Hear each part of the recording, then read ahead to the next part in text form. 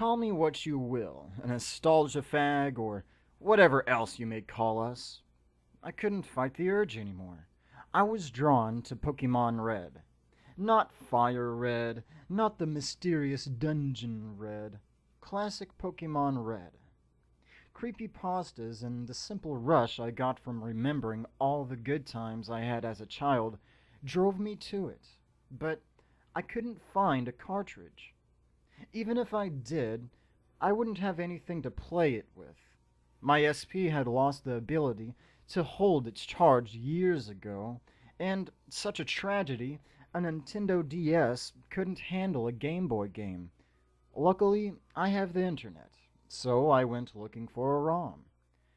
I didn't notice anything strange about the title or file name. I just downloaded it and started it up as fast as I could. I took in absolutely everything. The old music, the sprites that I haven't seen in years, the dialogue I had forgotten. I didn't want to miss a second of it. I checked out the starter Pokemon. As usual, it was Bulbasaur, Squirtle, and Charmander. I recalled that Metal Claw didn't exist in these games. Since I would have no type of advantage against Brock, I decided on Squirtle. Sure, I would get held back by Misty, but there's grass Pokemon like Paris and Oddish between Pallet and Cerulean. I could handle her if I tried hard enough. I sped through the rival battle like there was no problem, and he left as usual. But something strange then happened. Oak walked over to me after the rival left. A dialogue box appeared, and the text was dragged out very slowly, like he was trying to make a point or get my attention. "Are you sure you don't want Charmander instead?" he asked. I had thought about this long and hard before I picked my starter, but I knew that even in the old games, Oak would never ask you if you had second doubts. Naturally, I picked no. The box reappeared, and the text was back to its normal speed. "I see," was all it said. With that, he walked back to his spot. Curiously, I walked up to Charmander's ball, which was still on the table. Another box appeared. "It's not too late." I assumed this was Oak speaking. Yet another box popped up, but this was just a choice. "Do you want Charmander?"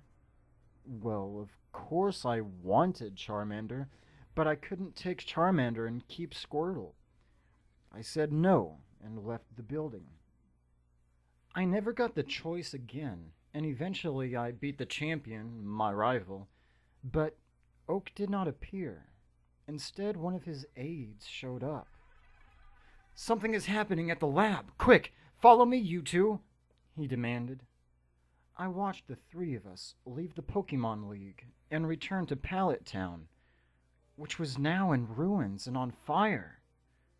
My rival turned to the aide. "What's going on here? Where's Gramps?" he asked. The aide looked to the flames in front of us, then to my rival. The animation was dragged out, so he walked over to me slowly, and the text was dragged out again as he faced me and spoke. "This is your fault. You picked Charmander." "What? No, I didn't. I picked Squirtle. I had the Blastoise in my party to prove it, but I didn't have a chance to check my party." Speechless, the aide took a step backwards into the fire. What sounded like the noise that Pokemon makes when they screech was now being dragged out and slow and heavily distorted. A text box popped up. "The aide burned alive." Yeah, but why? Why did he kill himself like that? My rival turned to me. "Charmander? I thought you picked Squirtle." He voiced my thoughts. "But you never get to explain yourself in these games, and that bothered me more than ever at the time." I noticed something was coming towards us, slowly in the distance. It was a Pokemon sprite of some sort. "Look out!" my rival cried. He kicked me out of the way suddenly. I say kicked because I remember this happening in gold, silver, and crystal. He could have used push, but I'm guessing he kicked me instead. I read the text box carefully. Charmander used flamethrower. Okibi burned alive. Charmander?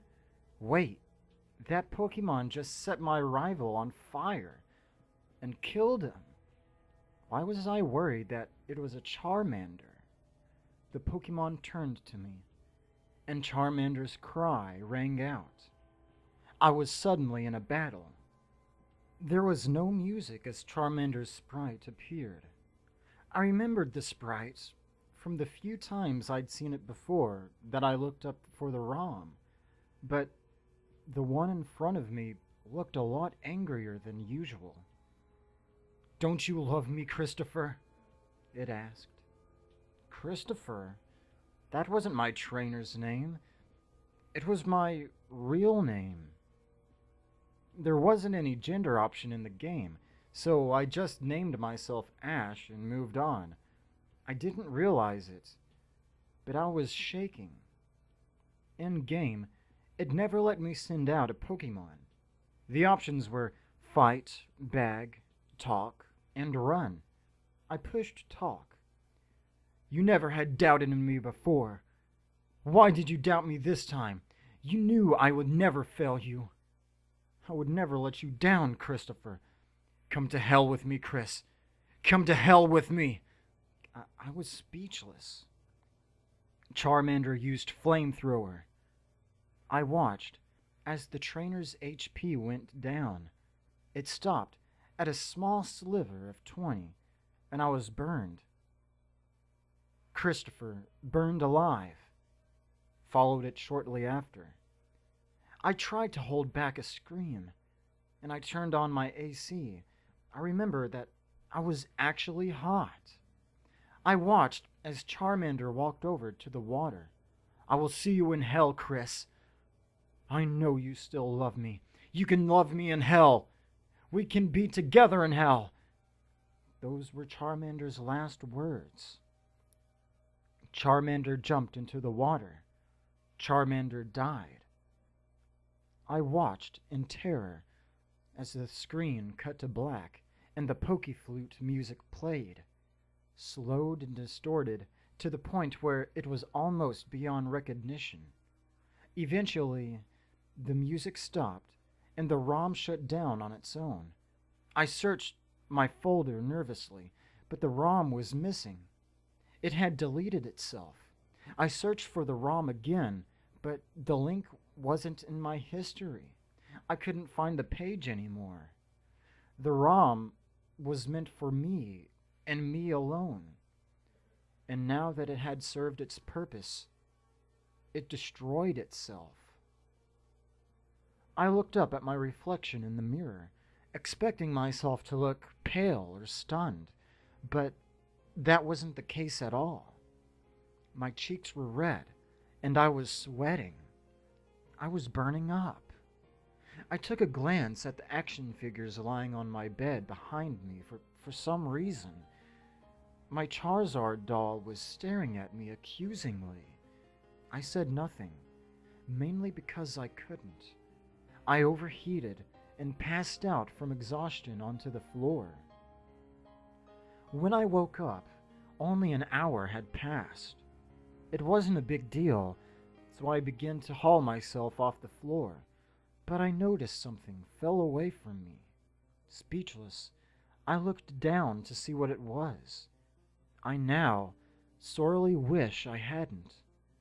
Lying on the floor, glaring up at me, was my Charizard doll, which had been in my hand the whole time I was on the floor.